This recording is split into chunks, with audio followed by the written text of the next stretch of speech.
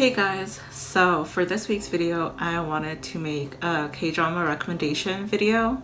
It's been roughly a year since I last made one, and roughly a year before that I made my first one, so I figured I might as well keep the tradition and make one for this year. In the past year I haven't watched that many K-dramas, and even then I was rewatching old dramas that I've seen before. I don't know if you guys are on TikTok, but I saw a TikTok of this girl saying that if you like rewatching old TV shows, then that's a sign of anxiety. So I don't know if that describes me, but take it as you will. But for this video I have 4 recommendations for you guys. The first one that I think you guys should watch first before any of the other ones in this video is Extracurricular. This drama is about these 2 high schoolers that are kind of involved in this illegal prostitution ring.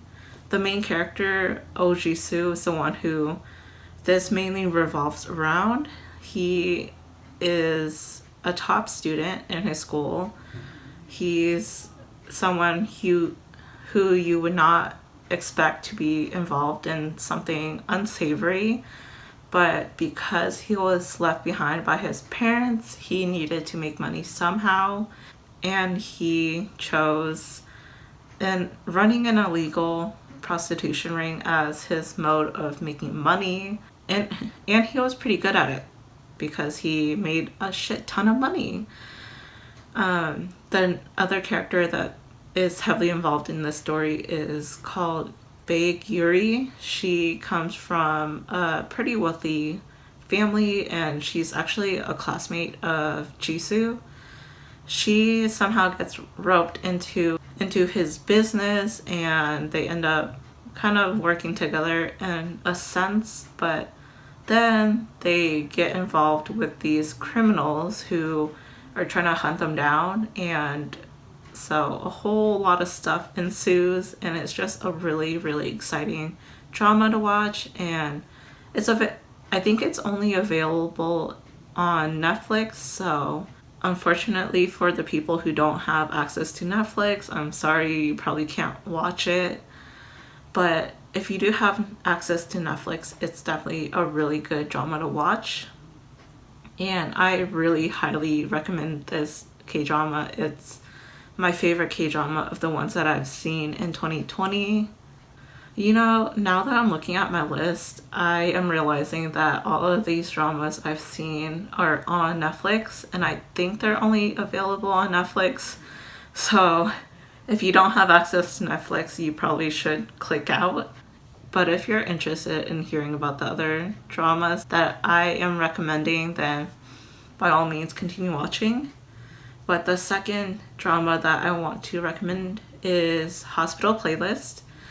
This drama is about these 5 doctors who have been friends since their college days, and it just follows how they navigate all the stuff that happens during their practice. And it was actually really nice to hear bits and pieces of like medical terminology, and they have explanation subtitles, so you aren't too lost about what's going on. But it was a really fun watch for me. I don't know if I'm doing it any justice by explaining it, because I feel like I sound incoherent right now, but it's a really good drama. I thought that they did a really good job of mixing really intense, high stress scenes with more friendship building between the characters and their relationships with their patients.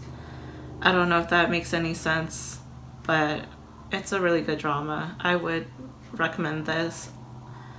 Probably 3rd out of the 4 K-dramas that I'm recommending in this video. But the 3rd one is actually what I would recommend to watch after Extracurricular, and that is Hi Bye Mama. this one is a tearjerker for me. Like, several times throughout watching the drama, I cried. So this drama is about this woman who unfortunately wasn't involved in an accident while she was heavily pregnant. She ends up sacrificing her life in order to save her daughter. So her daughter ended up living, but she unfortunately passes away, and she becomes a ghost, and she stays by her husband and her daughter and watches her daughter grow up. And this weird twist of events, she gets sent back to Earth as a real living human and has 49 days to sort out her business. She had a lot of conflicting emotions because her husband ends up remarrying, and this drama is a real tearjerker for me. I don't know how to explain it. You just have to watch it.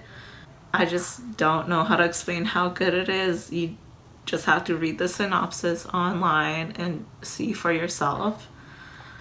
The fourth and last drama that I'm going to be recommending in this video is Mystic Pop-Up Bar. So this drama revolves around this ghost called Wolju, who runs a pop-up bar in the human world. She committed a crime in her lifetime, so as a form of punishment, she gets sent to Earth to resolve, I think, 1,000 people's issues. And she has a chance encounter with this guy who has some sort of special energy to him, who ends up becoming her employee. And together they start resolving people's troubles. And in the process of resolving all these people's issues, they sort of uncover a lot of stuff about themselves that they had no idea happened, and they start healing themselves, and it's a really cute drama, and I think that a lot of people would like this kind of drama. I know I'm being really vague with the description, but it's a really good drama, and I would recommend you check this out after the other ones in this list. But yeah, that is the end of my recommendation list. I know it's really short, but I have not watched that many new dramas this year, but I'm hoping in the next year I'll have more recommendations for you guys.